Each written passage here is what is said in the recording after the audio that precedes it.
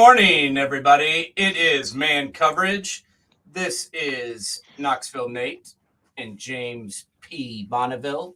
It is Sunday, April 24th, 2022.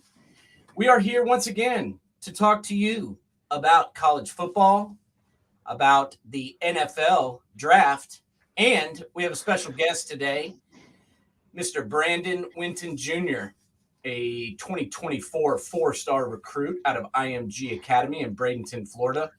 Hails originally from here in Knoxville, Tennessee, but made the jump down there to Tampa to up his stock and work on his game. And we're going to talk to him today. James, how you doing, sir? Any better be a crime. God, I love it when you say that. Awesome week here. A little bit of clerical duties. We got to talk for a moment just about the new rules in the NCAA football landscape. Obviously, today, this week, they came out with some updated rules. I don't know if you saw that, James, but there is basically you can appeal when someone is charged with targeting in the second half of the football game.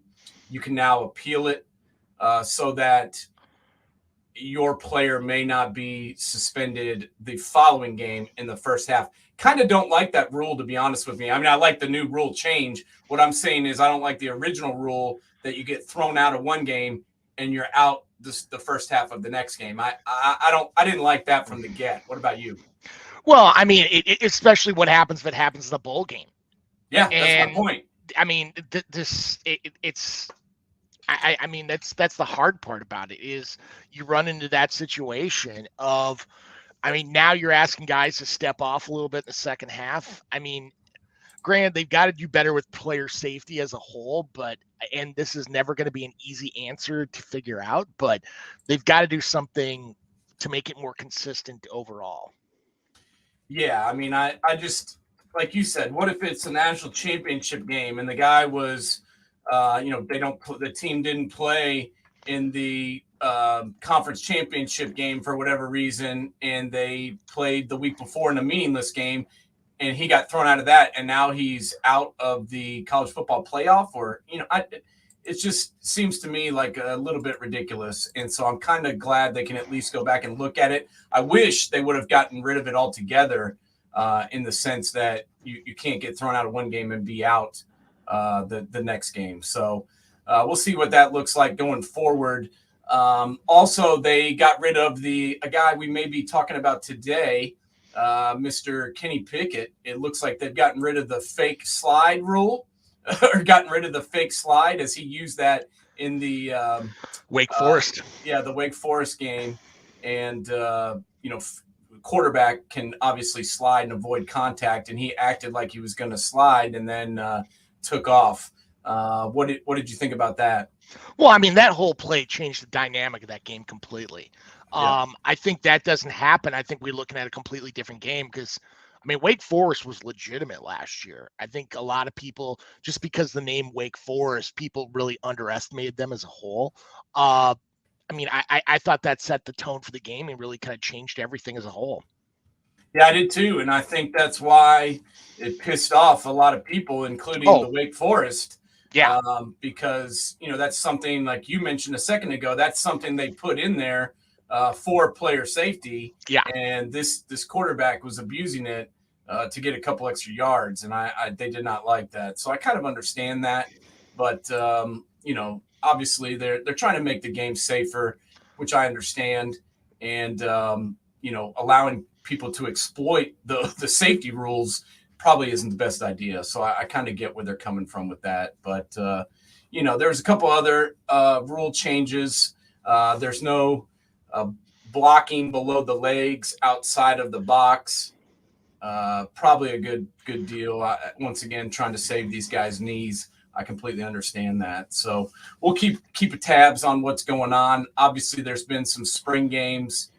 It's hard to, I've watched several of these spring games, but it's kind of hard to get a ton out of it as far as, what's going on. What have you seen from any of the spring games you've watched? A spring game is a spring game is a spring game. I mean, everybody, you got to remember there are 15 practices that happen during the spring. And the fans get to see one aspect of it. And I guarantee you, and I've seen this happen a billion times, where there's some walk-on or somebody that's like 7th in the depth chart who had a fantastic game statistically. Well, you're not there for the other 14 practices. Plus, those guys are getting a lot more work in during the spring game because they get a chance to get that kind of work in. Just because you saw it happen doesn't mean they're suddenly getting catapulted up the depth chart. There's so much more that happens in the game itself, that in practices, that the normal fan doesn't see, that could really affect it. I think people have to take a step back and hear what they're hearing in press conferences, or with a lot of coaches, you're seeing a lot of programs opening up their practices to fans. And I'm actually a big fan of this, because now you got players who they know they have their family coming into town. They don't want to look bad in front of their family, their girlfriend, whoever it may be. When there are other people there, they can step up their game more. It's something I saw Jerry Kill do at Minnesota, that PJ Fleck has continued, but I hear a lot of coaches doing this too as well, to make it more open and more open access to the fans, so they get more excitement built into the program going into the season. Yeah, I like it. I think it gives, some of these fans don't have cash to drop $150 a ticket on a game, so it gives them an opportunity to get into the college football realm and get a look at their favorite team. So I think it's a good deal, and as you mentioned, it increases competition. Yeah, in the practices. So I like that, but we haven't really gotten any answers, to be honest, with any of these quarterback battles. I don't think you're going to, because I think there's so much fear factor that they're going to, if you start naming somebody in the spring, all you've done is just open up the transfer portal and that person's gone. Exactly. I think you're going to see coaches now are going to wait as long as humanly possible, literally up until maybe days before a game, on who they're going to announce. Right. Kind of like in Auburn. They've got, obviously, TJ Finley. They've got the freshman. They've got Zach Calzada. Well, because Calzada didn't even play. He had off-season surgery. Didn't even play in the spring game. We've seen that across the board in some schools. And, a couple things that are, we're going to get into the draft here in 1 second. The only thing that I have to get off my chest is the ridiculousness of the overhyping of certain teams. Every year I hear how the Texas Longhorns are going to win the damn national championship. Give me a break. I've heard it for the last 5 coaches. Every single season, they're going to win the national championship. I get it. They got Quinn Ewers. They paid for some players with their NIL fund. Great. Until I see them do something on Saturdays in the fall and beat Kansas, I'm not going to put them in my top 4, okay? And, USC getting blown up. It's going to be a tough transition out there. As me and you mentioned, their lines on offense and defense still need some work. I like their skill players, obviously. They got their quarterback. They've got some wideouts. They're looking good there, but I'm not ready to put them in the top 10 either. So, it happens every year, but some of these teams getting overhyped kind of drives me bonkers. Well, I mean, you still have people.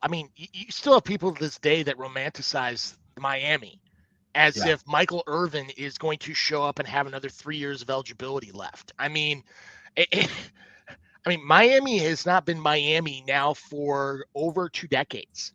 2 decades. There are players that haven't even, that are in college now that don't remember how great Miami once was during the Ed Reed era. That Miami team back in 2001 that won the national championship, and really, I still say should have won 2002 against Ohio State, is probably one of the best teams we've seen the last 2 decades. It would have been interesting to see them going up against the USCs of the mid-90s or the mid-2000s, how they would have done against the Alabamas of the 2010s or the LSU. They're far away from that, but you hear it time and time again because you have these people romanticize that. Nebraska. Tom Osborne ain't showing up on the sideline anytime soon. That program, really, the dynamics of college football have changed, and Nebraska fell behind the times. Yeah, I've heard it too with the Canes. I get it. They got Mario Cristobal. They hired him away. They lured him away, paid him away from Oregon. But let's be honest, Oregon didn't win the national championship in their first year. So, I'm not sure what the hype is there. They still are talent devoid in several positions. So getting your coach isn't necessarily meaning that you're going to win the title or getting one player. This is a team sport here in college football. So well, we could go down a rabbit hole on Miami. I mean, the one thing, if they go back to the old Schnellenberger-Johnson model of the state of Miami, where everything south of the I-5 corridor, they try to own.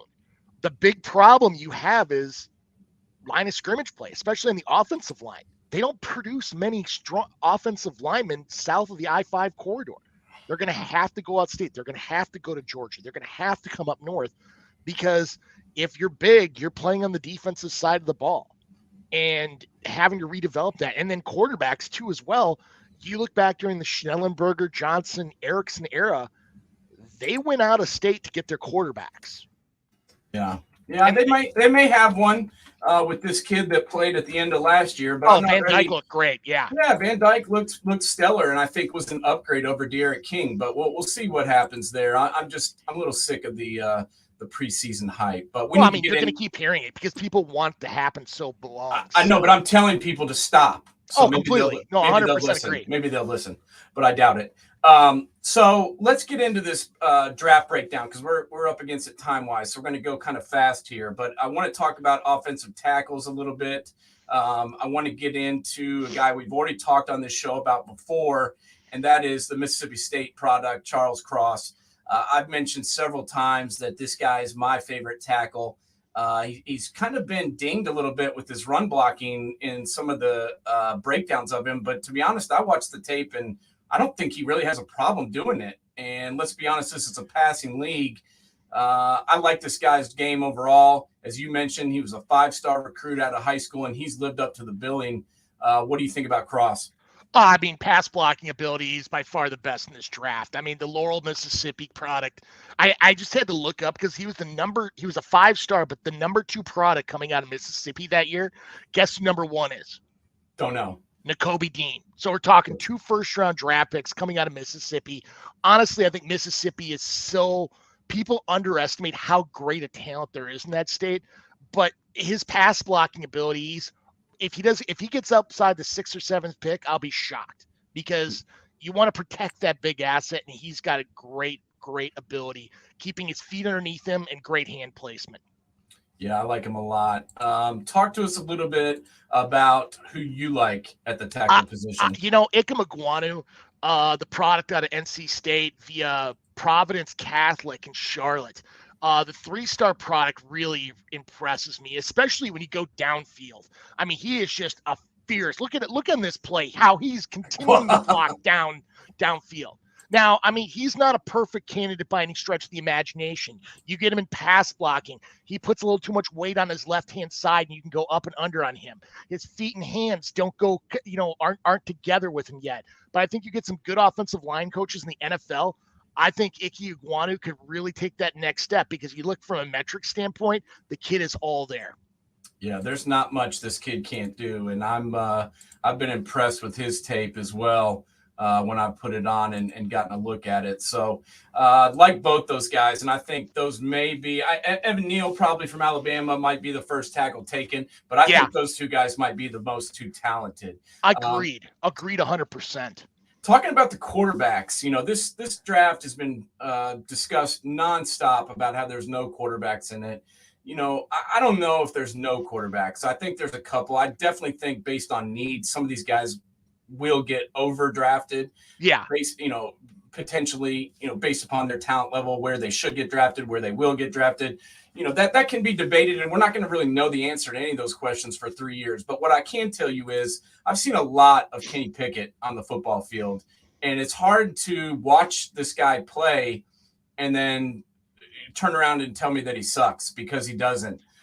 This guy turned around Pitt football, and this guy really made the difference for them. They've been better since they got the coach from Michigan State and Narduzzi, and since he's been in there, he's done a better job than what they've had previously at coach. But this guy really made the difference. They found their guy. He's a leader. He can throw it. There's our fake slide. He can obviously run, which has not been discussed. And decision making is good. I'm sick of hearing about his damn hands. The guy can throw the football, so who cares how big his hands are? And I don't know. I keep looking for what people don't like, and I can't really find it. So you tell me. Honestly, there are a few things I don't like about him. And I mean, he cleared a lot up this year, but I wish he would keep the ball a little higher. When you can see he keeps the ball pretty low, kind of like, remember Rob Johnson, the old USC quarterback that played for the Buffalo Bills? You're allowing that extra half second to allow a cornerback to get a beat on you, to get a pick, because he had a lot of picks his first 3 years at Pitt. But he's got good arm strength. He just got to get the ball out much more quickly. He did that this year, but the game is a lot faster for him. I mean, the Ocean Township product, an Ocean Township, New Jersey product, really played well, and it showed this year. The guy who I'm going to talk about is a guy who I was kind of down on and really impressed me a lot more throughout the process, and that's Malik Willis. The Westlake, Georgia, via Roswell, Georgia product that ended up at Auburn and now at Liberty. I think this kid has a very high ceiling because he's got a really big arm. I'm hearing comparisons on his arm to Jay Cutler, which at first I was like, I don't know about that, because Cutler had such a big arm coming out of Vanderbilt, but I see it now. But then from a mobility standpoint, Jalen Hurts. And you combine those two things together, I mean, heck, what he showed at the combine, especially with his deep throwing ability, was amazing. Now, he's got to do a better job staying upright. He was sacked a little too much when he was at Liberty, waiting for stuff to develop. And he didn't get the ball out quick enough sometimes and allowed some of those routes to be open, really closed down. So I think he gets some work in the NFL. I could see some high upside, especially within certain personnel groupings. Yeah, and I mean, look at this guy run, dude. I mean, this guy's a running back that can also play quarterback, in my opinion. And he did get sacked too often, but I think a lot of that was due to the fact that he's got so much playmaking ability. He felt like he could get away from pretty much anything, and at times he couldn't. But the only really thing that bothered me when I looked at the tape was, this play right here was all right, but the game against Virginia Tech. And when they played, Liberty played against some higher competition, his production was down a little bit. And that concerned me a tad. But as you mentioned, I think that's more of a lack of coaching and development. I think once he gets into the NFL and, if he gets a good quarterback coach with his hands on him, if he gets a good offensive coordinator, he gets in the right system, I think this guy can flourish. But I do think it's really going to depend on where he goes. If he goes somewhere where he can sit and learn and develop, he'll be good. If he goes somewhere where he has to get on the field in games 1 through 4, I think it could be a problem. Agreed. I mean, I think he's got incredible football IQ. I think people have underguarded that. You're right. He can't get on the field too quick because I think he's got to allow the game to, figure out the game more. I mean, quite frankly, I kind of view all quarterbacks should do that. Spend a year with the clipboard, because the more you can learn the system, the better off you are. I mean, there are too many quarterbacks that are getting thrust into this job too quickly, and trying to learn all that has become very difficult. Yeah, I mean, Troy Aikman got thrown out there year 1 because he, had no choice. Was labeled to be ready, and they had no choice. Yeah. But let's be honest, the Cowboys were 1-15 and looked horrible, and they stuck with him, and he went on to become an NFL Hall of Famer. Peyton Manning, same way. I mean, look how many record he had. He had the record for interceptions in a season as a rookie, but went on to win 12 games a year for 15 years for the Colts. So, sometimes being on the field and learning on the field is good, but my problem is today's day and age, there's no patience. Well, if you go out there and struggle, they're going to get rid of you, and you're going to be labeled a bust, and it's not good for you. For every Troy Aikman and Peyton Manning, I will give you a Tim Couch and a David Carr, who they got the crap kicked out of them. I mean, they got thrown in there so quickly, and they had no offensive line, and they were on their back constantly. And you can't tell me that doesn't affect your psyche as a quarterback. Every time you drop back, you think you're going to get leveled in the next week. Yeah, it sure does. And we've seen that happen time and time again. Tim Couch is one of the best quarterbacks I've ever seen in my life. And he went to the wrong spot and got ruined. Same thing with David Carr. Both those guys would have been, I mean, honestly, when I saw them in college, I thought they were going to be both all pros. Yeah, easily. I do too. And they could have been if they Yeah. went to the right spot. It all depends. Tom Brady went in the 6th round and goes to New England. You go number 1, you go to the crappiest team from the year before. We all know that. But in my opinion, where you end up in your environment that you're developed in has a lot to do with where you go. Oh, completely. Talking about safeties, obviously, you know me. I like Jalen Petrie from Baylor. Loved him all year long. In Dave Aranda's defense, he was a mastermind. Couldn't be stopped out there in the field. Playmaker, play after play being made by him. Love that dude. But let's talk about the guy who's getting even more pub than him, and that's your guy, Hamilton out of Notre Dame. I mean, Hamilton is just, you look at his size, he just covers so well. Now, he is not your typical Notre Dame safety. You look back at guys like Zibikowski or the guy over your right shoulder, Harrison Smith. Those typical Notre Dame safeties were great coming downhill. And, I mean, they were good receiving guys. I mean, the defending guys, but that was interception right there by Hamilton. I mean, how much field he comes across. He is such a good defender and just tracks the game so well from sideline to sideline. Now, he can come up and he's going to be able to cover those big tight ends like the Kelseys out of Kansas City with his size. I think with any big safety, though, you got to look at, does he have good enough hips at the next level? Because those, taller safeties usually struggle in that respect. Yeah, I mean, that's what we're going to see. Is this guy Taylor Mays, or is this guy a big safety that can play? And that's what we're going to see. He definitely did it in college. And from what I've seen, he can get it done. But we've seen this before where guys, make the move to the pros and it doesn't work out for whatever reason. One guy I think about is Mark Barron from Alabama. He was a badass safety. And in the pros, he just wasn't good enough in coverage and kind of got moved to linebacker. And we've seen that happen time and time again. This dude right here, due to his size, could potentially do that. But I think he has the coverage ability that some of these other guys lacked. Agreed. Getting on to Petrie, you look back at what's his name? The former coach at Baylor, not before Aranda. It was Matt Rule, and how he was recruiting a specific metric type, size and speed. And you look at Petrie, Jalen Petrie's recruiting list, for a 3-star, he was only offered by 2 different schools, Baylor and SMU. And you could just see if you can get that if you've got speed, Matt Rule is finding a way to develop that speed. And, Aranda's been able to take that and keep going with it. Now let's see how he can recruit and keep that pipeline moving in Waco.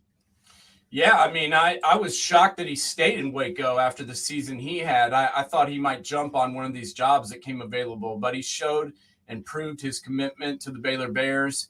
And I love Dave Aranda. So yeah. I mean, he's a good guy and he's also a great coach. So major props to him. That turnaround in Waco was unreal last year. Real quick, we got about 6 minutes. Let's talk tight ends for a second. Obviously, we got your boy here out of Colorado State, McBride. What did you like about him? I think he's just a good 2-way tight end, both good in blocking, protection, and receiving. He's got some work to do. I don't think he does a good enough job getting his hands out there far enough.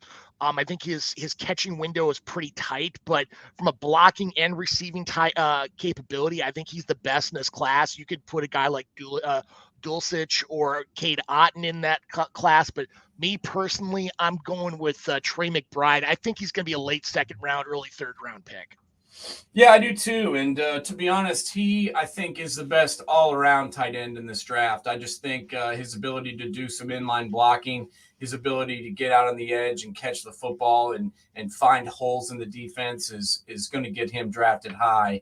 And let's be honest, it wasn't the greatest quarterbacking in the world at Colorado State, which he had thrown to him, but he still managed to produce. Look at that catch right there. I mean, that guy's right on him. Yeah. And he still was able to bring that in, stay in bounds, and get them in position to score. And then I love this. They go right back to him and throw it to him and reward him for getting down there. So I love this dude. He's a good route runner for how raw he is and a great pass catcher.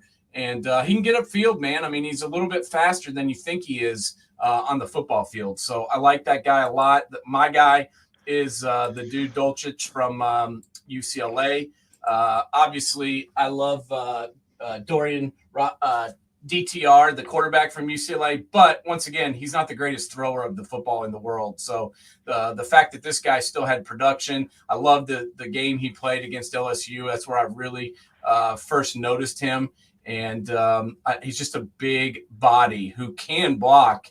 Obviously, in the Chip Kelly offense, if you can't block as a tight end, you're not going to play. Exactly. But he's also able to catch the football and get out there. And look at those moves, man. I mean, that was the play that I was just like, whoa, who is this dude?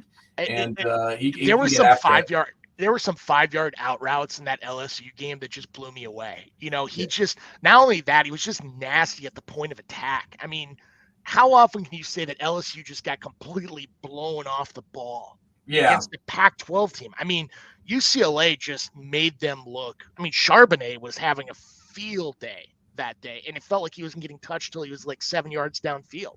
Yeah, that's the first time in a long time that I have seen amazing catch right there, that I've seen LSU get pushed around. Yeah. And it was shocking to me because, I thought if there was any way of UCLA beating LSU, it was going to be finesse. And it was going to be based on, big plays and all that. But it wasn't. They shoved them around. They pushed them around. They ran the ball right down their throats and were able to beat them. And, I think UCLA's doing the right thing by giving Chip Kelly some time. That the Bruin program has not been good the last 10, 12 years. It just hasn't been the same as it was in years past. And I think this is the guy that can turn it around if you give him time. So we'll see what happens there. You look at the Pac-12 as a whole. I mean, they're getting back to 1980s John McKay roots, where they're getting a much more physical rather than very finesse 1990s, late 1980s football. I mean, that's part of what USC during the Pete Carroll era. I mean, they were very hard-nosed overall. Yeah. Yeah, no, they were. And that those Pete Carroll teams, everybody talks about Reggie Bush and everybody talks about Matt Leinart and Mike Williams, who we're rocking today with the Raiders jersey, Dwayne Jarrett, all those guys. But really where that team excelled was on the offensive and defensive lines. They had All-American after All-American, Matt Khalil. We can go down the list. Charles Brown, all those guys that played on the offensive line for them, that opened the holes for whoever it was, Lendale White, Reggie Bush. Didn't really matter who the running back was. There was a big ass hole to run in, and they got it done time after time. So that's what they need to get back to, and that's what we were talking about that we're concerned about right now with USC is their line. They've got the skill guys already in place. Drake London last year was a tremendous wide receiver and is going to get drafted in the first or second round. But can they push people around like UCLA did with LSU? Can USC do that? And can UCLA continue to do that moving forward? That's what we're going to have to wait and see about. Agreed. But I do like this Dulcich. I think he's a guy that's probably second, third round based upon what I've seen. But, if somebody really needs a tight end and the guy we talked about before is gone, McBride, this guy could potentially move up on draft boards and get selected a little bit higher. What do you think about that? Agreed. I think a lot of people just don't know his story. He was a quarterback coming out of high school. He's a walk-on. And he put on at least 50 pounds while he was there and really changed his game. I mean, seriously, you look at every single catch.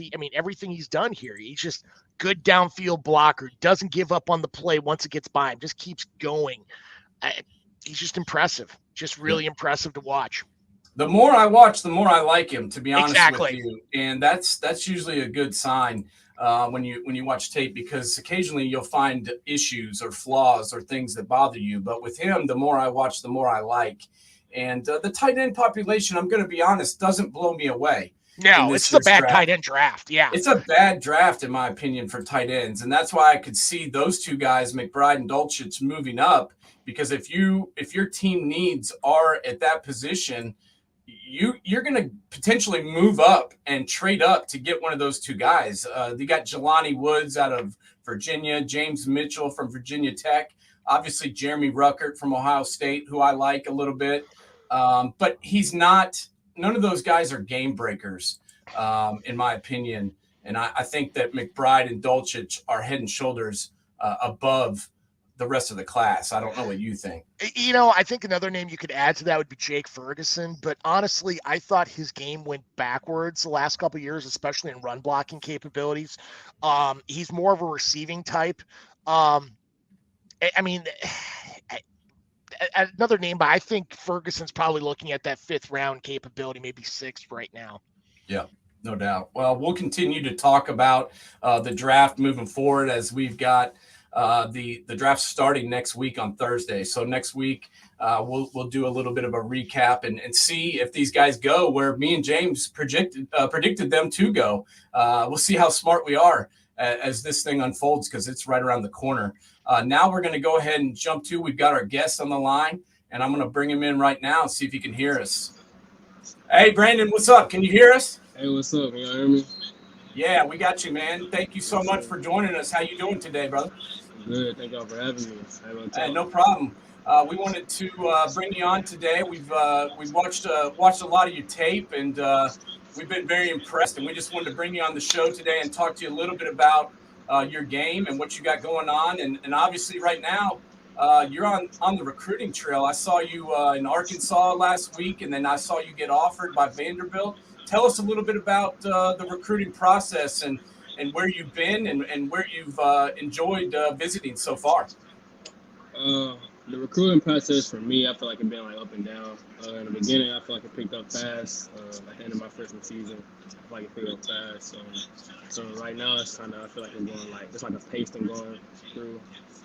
But it's going good. I went to Arkansas, Vanderbilt, and TSU. Arkansas, that was probably my best one. I love Arkansas. Coaching staff, they made me feel like it was home there, everything. Vanderbilt, I like the coaching staff there. Everything that, like all the facilities they have there, everything, they're getting brand new. So like when I graduate, my time to go to college, everything will be brand new there. So I'm excited about that. So yeah, everything's been going well. And you said TSU. You're talking about Tennessee State? Yes, sir. With who were you meeting with when you were at Tennessee State? Was that Coach Pearson? Yeah, when I was there, I met with Coach Pearson. I met with Coach Hoff, and there was one more coach I met. I can't remember his name. Nice. But, yeah, we had Coach Pearson. We had Coach Pearson on the show a couple of weeks ago, and I'm so old that I was around when Coach Pearson was running the football at Ohio State. So dude, hey, don't let him tell you nothing different. Coach Pearson was a baller. In fact, he's coaching at TSU with Eddie George. Well, Eddie was the running back before Pepe got to play, and everybody's like, "Oh man, the production's going to drop." Now that Eddie's gone. Well, Coach Pearson stepped in and ran for 1,500 yards and 20 touchdowns. So he made a statement. Yeah, there was no drop off when Eddie took off for the pros. So it sounds like you're getting to meet some good guys, and Coach Pittman has done a tremendous job there at Arkansas. So I think that program is definitely going in the right direction. Talk to us a little bit about your transition. I saw you here in Knoxville playing for Webb, and now you've moved down to Florida. Tell us what's that's been like, and tell us what you've been doing since you got down there in Bradenton. The transition, I feel like it was a good transition. Football to me, so I don't feel like nothing football change wise. But like here, it's more like a college base, more like a college schedule. Like morning workouts, morning meetings, morning practice, and then school. So like everything here is just like really a college format. But at the end of the day, I feel like football is football, so nothing there has changed for me. Who would you say, Brandon, do you compare yourself to? Is there somebody out there you've always liked watching play? I mean, I know I've got my comparisons in my head, but is there somebody out there you like to model your game after? So you know at Webb I play defense, right? Yeah. So like I'm a dog, so I like to go after people. So like on defensive side, I always love Jalen Ramsey, so that brought him just a dog out of me. But the offensive side, I watch a lot of T. Higgins, Stephon Diggs, Devontae Adams. I watch a lot because like I'm a big frame and like I'm not the fastest, but I'm not like the strongest. So I just watch a lot of people and just put everybody's game into mine and just make my game. Nice. I was interesting because I was watching your film and there was something that came across to me was you reminded me a lot of Rashad Bateman when he was at Minnesota, especially your change of speeds. It just there was a slant play that you had that it just, honest to God, it just reminded me of watching him during this Kurt Ciarrocca era prior to him getting drafted in the first round by Baltimore. Remind me who that is. Rashad Bateman. He was last year's first-round draft pick. Now he's a receiver for the Baltimore Ravens. Yeah. Okay, I know you're talking. Before that, he was at Minnesota. Yeah, it's a compliment. Don't get us wrong, Brandon. It's a compliment. No, most definitely. Dude, he's a baller. But you got to remember, James is up in the Midwest. Yeah, so he's got his little Midwest love affair with players. Yeah. But I can see it, man. I love your game, and I love, like James said, you're changing direction. But tell me a little bit about the movement down there. Do you think, obviously, there's some more talent at IMG, and there's players from all over the country. So you feel like that's going to help your game, going against these guys in practice every day? It is definitely talented kids, every position here, kids from everywhere. But yes, I definitely feel like I'm getting better each and every day. Going against top kids in my class every day, top cornerbacks in my class every day. So definitely, I feel like I'm getting better each day. I definitely getting better at competing with them guys. Who's your mentors? Like people that you're looking for, like not only to develop your game now, but also to help give you guidance on your decisions on what you want to do at the next level in college? Really, I just talk to my parents about all that. Anything I'm having any problems, any trouble or anything, I just shoot a text to my parents, call my parents. Those two people I look after. Like anything happen, I'm going to them. No doubt. That's good to have that support system in place, man, because you got a lot of decisions coming up for you. And you were talking about, at Webb, you primarily played defense, but obviously had some success on offense too. Which do you plan on focusing on as you move forward? Are you going to play both sides of the ball, or are you going to pick one at IMG? And what's your favorite? Right, I'm a receiver at IMG, so I came here for receiver, so I'm going to just stick with that. But hopefully sometime I get to play some defense. I love defense. So hopefully sometime I get to play some defense. Some colleges want me to. Like Arkansas, they're big on me at defense. So yeah, I don't know how it's going to play out, but I love defense. Yeah. And playing wide receiver, I know that you had got some time, I believe, to work with Coach Bradley at Webb. Was he there when you were there? And if he was, tell us a little bit about him. Did he help? He had a lot of success at CAK with that open offense. Did he coach you while you were at Webb? Most definitely. Coach Bradley, he was there last year. It was his first year at Webb. So it was our first year for new offense, first year coaching, all that. So, and it was good. I feel like he did we had a way better season from our freshman year than last season. So, and it was way better for the players that we had and everything. So I feel like when he came in, he knew what he was talking about. He knew what he was doing. He's a football-minded guy, so everything that he did, I appreciate him for it, and I liked everything that he had to come through well. What are you looking at from schools? Like, is it culture, location, style of offense, education, a combination therein? I mean, what are some of the biggest factors that you're looking at during your recruitment process? Really, right now, I'm looking for relationships and style of play. I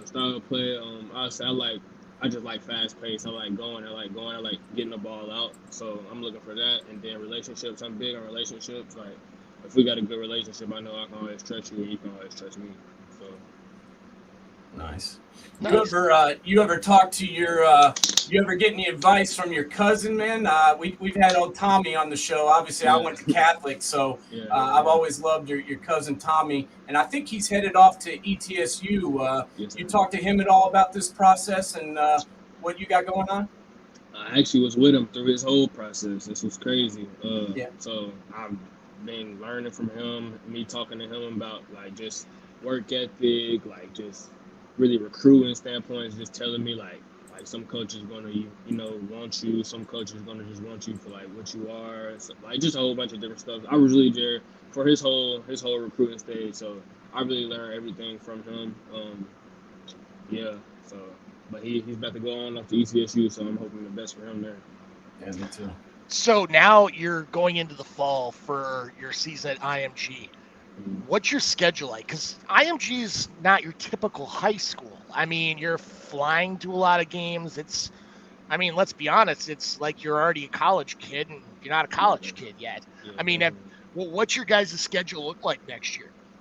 We haven't got a schedule at all so far. What they haven't told us about any games or anything. I think they're still trying to figure out who all we're gonna play, where all we're going, ESPN games, all that. So they're still trying to figure that out. But I know it's gonna be on the road a lot. Yeah. Yeah. Is it kind of like knowing you're gonna have games on ESPN? Does that kind of get in your head a little bit until you get like a couple knocks in and then you start forgetting about it, or is that something you're getting exciting about, or what's your headspace on that? Right now, I've never played on any type of TV or anything, so right now I'm just excited. I don't know how it's gonna play out, but yeah, I'm ready for a TV game. I've never got to play on a TV game, so Nice. it'll be fun. Nice. And tell us too, man. Obviously, you made the transition down to Florida. What's it like down there, being where it's warm all the time, man? You got to be enjoying spending the winter down in Florida, right? Definitely, it feels amazing every day. Only bad part is always windy. That's the only bad part. But feel way better down here than Tennessee, so that's good. Yeah, no doubt. Yeah. How many guys are on the program with you right now? Right now, I think we got to like 30, maybe 40 players, something like that. But I know it's gonna be another group of guys come in the summer, and then we're gonna have some guys still leaving in the summer. So. Are you going home during the summer, or do you guys just stay there the entire time and just continue your off-season development? Yeah, we get to go home after pretty much really after spring ball. We start spring ball tomorrow, and then so that's through the whole May, and so after that, in the end of May, like beginning of June, we got testing, and then after that we just go home for the summer. And then do more visits? Yeah, visits. Where else? I'm gonna do a couple camps. Where else are you looking at for visits? Well, visiting right now is not too much. More so if, like, people want me to camp and then go from there. Sure. Clemson, Jackson State, they want me to come. Missouri, who else? Virginia Tech, Notre Dame, they want me to come. They really want me to come. Cincinnati, Florida. Oh, yeah. That's And, a pretty good list. Yeah, you're gonna have a busy summer. Yeah. So hey Brandon, do you guys do any like 7-on-7 as well in the off season, or pretty much working out on your own with the trainer? Yeah, pretty much just working out on my own with the trainer. I don't think we do much of team 7-on-7 IMG because we're like going all kids from everywhere, so we're going back home. So yeah, I'm really just gonna be trying to get to some of these camps and some schools I want to get to, and then just training a lot, getting ready. Do they focus a lot on who's come through the program, like from a culture standpoint? I mean, how does that work since it's not your typical high school environment? Yeah, they definitely do. Coach Billy, he's our new head coach. He's been big on us about all culture and all that this year. And trying to bring it back together from when like first started. So this year, like in the past years, that like, my teammates have told me it hasn't really been more of a culture thing and all that. So I think he's trying to bring that back. Cool. And Brandon, just to clarify, how did you end up deciding to go down there? Did IMG like approach you and contact you about coming down there? Or was this something that you looked for on your own? How does it work with ending up heading down to Florida? Coach Desmond Tardy, the receivers coach, he contacted me through Twitter, and we just went from there. Nice. And I know you've decided to, since you've been having so much success and going down to IMG, you kind of turned away a little bit from basketball. You ever miss hooping? I do. I watch my guys a lot. I miss it, but it's not where I'm at. I'm in football, so I gotta stick with what I'm good at right now. Yeah. Yeah. All right, man. Well, hey, let's keep us posted, man. We're going to stay in touch with you, and we wish you the best of luck as you move forward, man. We're going to keep a close eye on this junior season, and keep working hard and keep doing what you're doing, because you got a lot of good things going your way. And I think with all those camps that you're going to, that's going to put more eyes on you. And then obviously, playing this fall at IMG, that's going to open up a whole new level of people getting to see your game. And once they see it, they're going to love it. So just keep working hard and, keep doing what you're doing, man, because you're on the right path. And we hope nothing but the best for you moving forward. Okay. Absolutely. Thank you again for your time. Yeah. Thank you so much for coming on, Brandon. And we'll stay in touch with you and talk to you again soon. And hopefully we can have you back on the show and check in on how things are going. Okay. Most definitely. I appreciate y'all. All right, man. Have a good one. Keep working at it, and we'll talk to you again soon. All right, B? Yes, sir. Y'all too. I'll see y'all. All right, bud. All right. Man, that was pretty cool. Yes. I like hearing from Brandon. Obviously, he's a kid from around here in Knoxville, so I keep tabs on him, but really, really blew up last year. As I mentioned, Rusty Bradley's a guy from this area that has a lot of credit to his name with bringing 2 state championships to Christian Academy in Knoxville. And last year, as Brandon mentioned, he was the offensive coordinator for Webb, where Brandon was. And it really, I think, helped Brandon and helped that program as his game really took off. And now, as he mentioned, the wide receivers coach from IMG contacted him, got him to come down there and play. And as I just mentioned, I think it's going to open up a whole new world for him. And I think, in my opinion, as you saw with the tape you watched, James, I think he's just going to blow up. And I think more and more offers are going to come to him. Don't you think, as he moves forward? Agreed. I look at him, and like I said before, the Rashad Bateman comparison is pretty damn close. I mean, body type, they both played basketball. I just never saw the 50-50 balls, but I mean, I got to imagine he's still got that in his arsenal too as well. And he's only going to get bigger, stronger, and faster through his time and development down at IMG. It's going to be interesting how he progresses, but he sounds like he has a good passion for the game. And he was great to talk to today, just seeing what he wants to do at the next level. And just looking at every opportunity that's come available to him, not only with the HBCUs to major Power 5 programs, and finding the culture that fits best with him. So. Yeah, I agree with a lot of what he's doing right now. I mean, I know that a lot of times people want you to play as many sports as you can to keep that, athletic ability development and to keep working on different things to improve your body. But really, if you decide that you're going to play major college football, I think it's good to focus on it. I mean, that's what Maury Rogers from Catholic High School here in Knoxville did. He really focused on football and was not a 24/7, 365 working on it. And look where he is. He's playing for the Green Bay Packers now. And you talk about Brandon as a sophomore, he's already got offers from Arkansas, Boston College, Eastern Kentucky, Pittsburgh, Tennessee, Texas A&M, and Vanderbilt. That's pretty good for a sophomore who came from a very, very small program here in Knoxville and now is moving to IMG. So I think I love the head on his shoulders, man. When I was a sophomore in high school, I didn't know what the heck I was doing with anything. And this kid's already got a really good focus on, his goals and what he wants to do. And I really give him credit for that focus. And also I give him credit for making the decision to move away from his family and, go somewhere that'll truly help his development within football. I mean, that's got to be hard to do, right? Well, I mean, especially a kid at that age. I mean, it's really easy to play it, make it comfortable while you're trying to go through this stuff. And he's purposely making it uncomfortable to help benefit his game.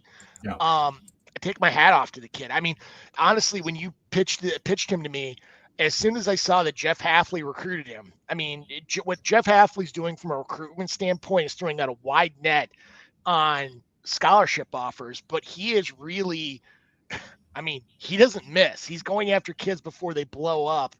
And once I saw the film, I could completely understand what Jeff Hafley's doing. And what do you know? Now the kid's already got 8, 9 offers. I wouldn't be a bit surprised that going into a senior year, we're probably talking that 25 to 30 offers where you're going to see some Big Ten schools in there, more ACC, more SEC, heck, maybe even some West Coast teams, depending on where he camps at too as well. Yeah, I mean, the camps are going to be huge for him. I mean, that's Yeah. where a lot of guys show up for some of these big D1 programs is when they get on campus, they meet the coaches, they go to these camps. The coaches get to get on the field with them, run them through drills, see what they're all about, talk to the kid in between sessions. And that's where you can really make a name for yourself. So you heard the list that Brandon gave. I mean, Notre Dame, Virginia Tech. I mean, there's some big schools there. He said Florida. There's a lot of really good schools that he mentioned that he's going to be camping at. And I think that's just going to help him too. And then with a big junior year at a bigger school like IMG, a bigger in the sense of, you know, the way they play. I mean, they bring guys from all over the country to come down there and really focus on football. And that's what he mentioned, you know, before he goes to school, he's got film sessions, he's got workouts, he's got meetings with coaches. And I think it can do nothing but help him moving forward. Well, you know what's funny is I go back to some of our previous interviews, specifically Darnell Sanders and Stanley Jackson, where they both talked about don't go to a school because you love the name of the school. I think he's looking for a true relationship with the coach and the program and finding what best fits for him. Because let's be honest, if that helps benefit you, that next 3 to 5 years could go by very quickly and help really propel you to that next level of getting paid in the NFL. Yeah, there's no doubt. And the amount of focus this kid has as a, you know, going into his junior season is phenomenal. And he's driven. He's very driven. And I like the head he's got on his shoulders. And I like what he's got going on. So we'll see. But we got a question here from one of our watchers talking about coaching. And, you know, that's something as Brandon mentioned, you know, he had a good coach in high school over at Webb with Coach Meskey, and then also Rusty Bradley coming in. And I think that that helped him and got him where he is. And it's just going to get better with going down there with the coaches that he'll see at IMG. But really, in my opinion, what differentiates great coaches from good coaches is A, scheme, B, the ability to delegate duties, because if you're a head coach and you're in charge of a program, you cannot handle everything that goes on. But if you can trust the guys around you and you have the right staff, being able to delegate those duties to the guys that are on your staff is huge. And you have to kind of run it like a manager, like a you know, like a director of a company, in my opinion. So the guys that have the football knowledge and then also have the ability to run a program is what differentiates, in my opinion, a great coach from just a good coach. James, what do you think about that question? Well, I would even take it one step farther, just being able to inspire people. You know, you look at, like, I look back when my brother played, talking about Coach Holtz, where Holtz did a great job of inspiring people to believe in something that may not be really possible. And because you don't know what you're capable of. And some of the best coaches are able to take you from in your head thinking that this is only as far as I can go to push you farther. And I mean, there are plenty of examples out there today. I mean, heck, Greg Dulcich, a guy we talked about, went from being a walk-on to being drafted in the NFL next week. I mean, that's just the progression. I mean, he wasn't a 5-star, you know, bonus baby coming out of high school. This is a kid who worked up the hard way, and now he's going to see the benefits of his labors coming up next weekend. Yeah, and there's no doubt, you know, it's interesting to me, and we talk about great coaches. It doesn't seem to matter where they go. I mean, look at Nick Saban, who is the greatest coach in the history of college football, in my opinion. Started out at Michigan State, won, got it done, put players in the NFL, won Big Ten games, you know, moves to LSU, gets even better. He got a little bit better recruiting pipeline down there, a little bit better base in the SEC of recruits from getting guys, easier to get guys from the South. And it just got better. Wins a national championship, catches the eye of you know, Alabama, goes to the Crimson Tide, and the rest is history. I mean, the guy is the greatest coach of all time. And that's because of the way that he has his program pay attention to detail, in my opinion. He doesn't let one thing go unchecked. Quite frankly, I still say that if he and Bill Parcells weren't together at Miami and he had a lot more say in who he could bring in, I quite frankly think he'd have been just as good of a pro football coach as he was a college football coach. It's just you had two type A guys in the same room. It just wasn't going to work. Yeah, and you know, I don't really subscribe to the fact that if, you know, you go and you try it once and it doesn't work, that this guy couldn't be an NFL coach. I think Coach Saban could coach anywhere. Oh, completely. And if he gets to the right spot for him and he has the right guy above him and he has the right coaches behind him and the right players, the guy would have been fine. And well, I mean, the culture, I mean, you look at any college coach today, you can't just walk into a situation. You have to have the right culture from the university standpoint, from the administration standpoint, from your support staff standpoint, heck, from the players you bring in. If you have all those combinations of things together, that's a strength of a strong program. And that's what you've seen at Alabama. That's why the next guy that comes in after Nick Saban's got a real heavy, hard job to do, because it's not like you could throw a bunch of Jimmies and Joes out there and win games. There's a lot more into it. Yeah, I mean, it's coaching is very, in my opinion, college football is where coaching is the most important thing, because you've got younger guys that are very impressionable, that need a leader in front of them. And you also have to know what you're talking about with football. You have to have the ability to adapt. That's the biggest thing too, in my opinion, that Coach Saban has done, is he's been able to adapt over time and remain the number one team for 20 years. And that to me is astonishing. Well, heck, remember, was it 6 years ago when he and Brett Bielema were yelling and screaming about the speed of the game has been going too fast and nobody did anything about it? Well, what do you think Nick Saban did? He went from having a pro-style offense with a quarterback that just didn't turn the ball over to let's go up tempo, 4 receivers wide. All 4 receivers go in the first round. Well, now you got 5th with Jamison Williams. Yeah. And they've changed the style of the game from being a very hard-nosed 1980s, run it down your throat, to let's air it out and see if you can stop us. Yeah, and one thing I wanted to ask you, James, I know we're about to run out of time here, but I want to get your impression about Coach Kelly from Notre Dame. You know, Brian Kelly is another guy that's won a lot of games. He was successful when he was at Central Michigan. He was successful when he moved to Cincinnati. At Grand Valley State, Division II. He won national championships. Thank you. I left that out. Thank you for bringing that back up. That's why we have you here. And then he, you know, won a lot of games at Cincinnati, and then he parlayed that into a lot of success, becoming the winningest coach all time at Notre Dame. Now he's jumped to LSU, which, you know, the last 3 guys that have been there have won a national championship. Can Coach Kelly win a national championship at LSU? Yes. Yes, he can. I mean, the talent, there's a reason when you go down there and you see high school games in Louisiana, 1, everybody's the Tigers, and 2, everybody has purple and gold as their colors. Recruiting to LSU, if you're from the state of Louisiana, is not tough. You're going to win those recruiting battles. And they've got guys on the offense and defensive side of the ball on the line of scrimmage, which is where Brian Kelly succeeds. And there's speed down there. I mean, we've seen it time and time again. You go back during the Les Miles era, they always used to have a very short receiver who could move in space, and then very tall, lanky receivers on the ends.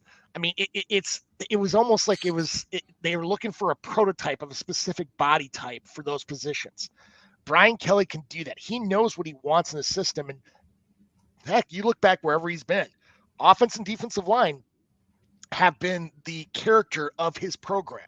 If he has the quarterback, that's how he can take it to the next level. And that's the one thing that's kind of been missing, or at least that was missing throughout his tenure at Notre Dame. I mean, I know Ian Book won a lot of football games, but let's be honest, he's the 4th stringer on the New Orleans Saints now. So, you know, he hasn't had that 5-star bona fide first-round NFL pick quarterback, and I don't really understand why. I think it's a style of offense. I think he's going to go a little more up-tempo. I mean, go back to when he was at Central Michigan, when he had what's his name? Antonio Brown was there, and the quarterback. Dave Lefebvre? Dan Lefevre, yes. Woo! I mean, you're going to see a little more up-tempo style that you saw when he was there running the MAC. That was a very good Central Michigan team. Everybody keeps going back to Bryant, but there was some talent on that team that played at the next level that people should go back and look at. Yeah. It's only a matter of time. I give it 3-4 years, and with the amount of talent that's in the state of Louisiana, plus with the transfer portal, it's going to be fun to watch this play out. I just see a couple quarterbacks walking out the door in Baton Rouge because there's just too many there right now because they're not going to get enough playing time. I think they're going to have to go Jaden Daniels at quarterback, to tell you the truth. Yeah, they've got Miles Brennan. They've got Jaden Daniels, who transferred in from Arizona State. In my opinion, those two guys are probably the two guys that have the best chance of becoming the starter. Don't you think? I would say so. I mean, the problem with Jaden Daniels is, do you have to deal with his mother? Because the horror stories I've heard out of Arizona State, I don't know. I mean, Brian Kelly's never had to deal with that before. But, I mean, Louisiana, it's a little bit different situation at LSU. Yeah, well, he's got Nussmeier. He's got Brennan. He's got Daniels. So I think one of those three guys will be able to run this offense, and especially because they've got Keyshawn Boutte, the wide receiver out there, who in my opinion, when I watched him last year, when he was healthy, when he was on the field, he might have been the best wide receiver in all of college football, in my opinion. And I know. Oh, he was very good. I agree with you 100%. Dude is a badass. One guy you're forgetting about right now is that 2022 commit. What was his name? Here, give me a second here while I look him up. There was a very good commit they got. Walker Howard.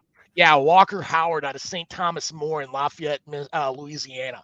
That kid's going to be looking at some playing time too as well. I don't think he's going to crack the starting lineup, but I think he could really make a run because I've heard some really good things out of him. Yeah, I mean, he did look good on his high school tape. My only question is, can he come in and supplant a junior who's started for 3 years in Arizona State, or a redshirt senior in Miles Brennan, who's been in Baton Rouge for 4 years, in the program. And then obviously Nussmeier is a redshirt freshman, so he's been there for 2 years. I just don't know if he can come in and start over top of all those guys. It's possible. It just depends how talented he really is. Yeah. So we'll see, but we'll keep an eye on that moving forward. I just, with that coaching question, I really kind of wanted to get me talking about Coach Kelly and what his possibilities are there in LSU, because I'm interested to see what happens. I thought it was an interesting hire. It wasn't really the direction I expected them to go, but if you want someone who can win football games, this guy's proven that he can do it. So completely. I mean, the biggest audible I've seen from Brian Kelly is how he got that Cajun accent all of a sudden within a week. I mean, and became a disco dancer as well. Oh, geez. Yes. I don't know why. I mean, the guy is bringing in players through the portal. They did a pretty good job, even though he got there late recruiting. Why he felt like he needed to change his accent and become a go-go dancer, I will never know. But it's made for great videos. That Absolutely. is for damn sure. So we appreciate that from Coach Kelly. But awesome show today. I loved your breakdowns with your guys, and I loved getting into the draft a little bit more. I'm excited to see what happens in round 1 and beyond in the NFL draft starting next Thursday. So we'll talk about that when we come back. And special thanks to our guest, 2024 recruit Brandon Winton, who's down at IMG Academy in Florida. Hope nothing but good things from that kid. Absolutely. All right, guys. Thank you all for tuning in on Man Coverage. If you missed any of the show, go to YouTube, type in Man Coverage, Bonneville, Man Coverage, Nate, whatever you want to do. It'll come up. Subscribe to the channel, and you can watch all of our shows and catch out all of our interviews as well. Have a good rest of your Sunday, James, and I'll talk to you again real soon, buddy. You bet. See you then. All right, bud.